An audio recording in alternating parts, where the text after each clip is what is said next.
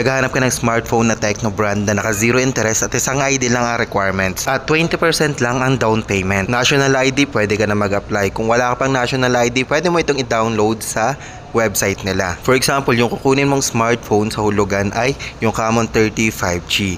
3999 yung presyo nun. 2,800 ang down payment at 1,085 ang monthly sa 12 months. Naka zero interest po yan, origination fee lang po yung nadagdag sa kanya. Magkaiba po kasi yung interest sa origination fee. So yung interest wala na po, origination fee na lang yung madadagdag. Pwede mo ring ma-avail yan ng 4 months, 6 months, 9 months.